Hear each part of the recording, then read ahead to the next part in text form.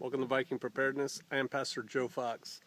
You know, when I was a young man, boy, really, I think about 8th grade, I read a great book by Robert Heinlein called Tunnel in the Sky.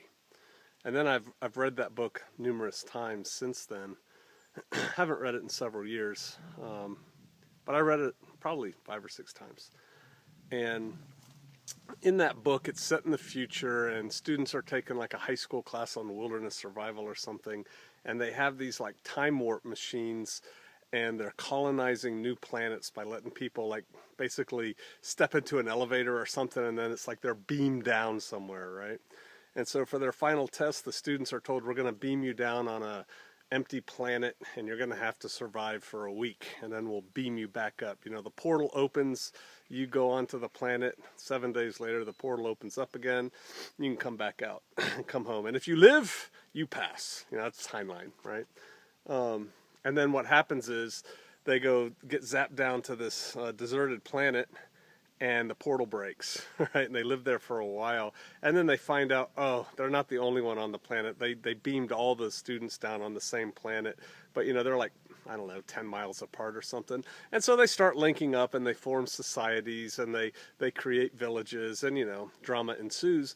And so that was the book.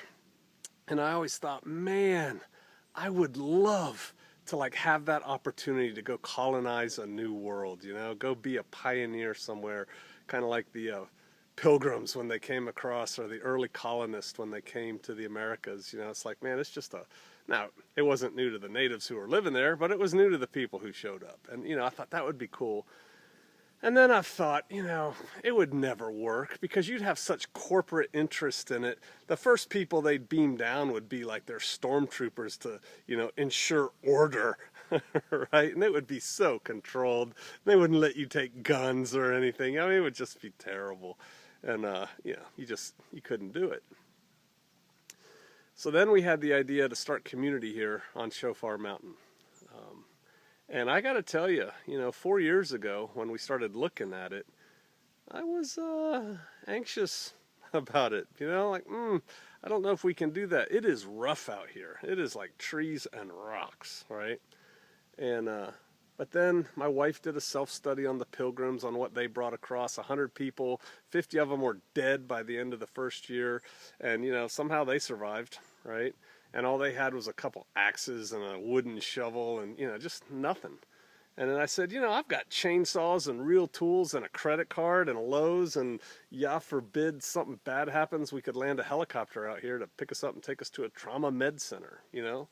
But other than that, it's a lot like colonizing a new planet out here, the way we choose to live. You know, we had to cut down trees and dig wells and, you know, plant gardens and stuff like that. It's very pioneer-esque living in the 21st century. And what I have found is that it is not for everybody. It is hard, you know. I think that if I can do it, and I'm 53, that anybody can do it. You know, come on. If I'm 53 and I can do it, some 30-year-old ought to be able to do it. Some 27-year-old ought to be able to do it. But then, you know, as my wife reminds me constantly, everybody's not like me. You know, maybe everybody doesn't want to use a composting toilet or have to chop, split, carry their firewood and you know, light their fires to stay warm and heat water and that kind of thing, when it's just so much easier to go into the kitchen and, you know, turn on a stove and turn up the heat or turn down the heat or turn on the air conditioning or off the air conditioning. And it doesn't mean you're a bad person if you just can't handle this lifestyle. But you know, our religion, and if you want to know what that is, you can go find my video, What I Believe. And it's really, I don't call it a religion, but y'all do, so there you go. But, you know, we're Hebrew Israelites, right? Israelites, followers of the way, you know, whatever. And so to live on this community, that's the number one requirement right there. And we've had a lot of people come, and a lot of people go, and a lot of people visit, and a lot of people go, yeah, that's great, until they actually think about, wow, living here, you know, that's tough. But here's the thing. I think it's possible, maybe even likely, that within 5 years, 10 years, the majority of those still left alive will be living like we live, except not nearly as well because they don't have the running start that we have.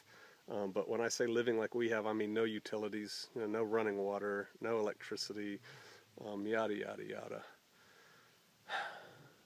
Pioneering's not for everyone. If you think it's for you, stay tuned to this channel. We're going to have more and more activities, workshops, and classes coming that you may be able to attend. We're going to do some here, we're going to do some in Kansas, we're going to do some in Missouri. That's kind of where we are, right? The Ozarks and up to Kansas City area. So if you think you're interested, stay tuned. But I just encourage you to do this, whether you come to my classes or not. Start learning this stuff. Start learning how to be comfortable out in the woods. Go find a park. Most places in America there's parks. Go find a park. Go on a bad weather day. Maybe start on a good weather day. Take a hike. Walk around. Start a fire. Cook some soup. Help the kids build a brush shelter or something. But start getting used to this. Start hardening yourself. Start not needing all the little comforts of life. We're looking for a few hard Israelites. All right. I may see you out there.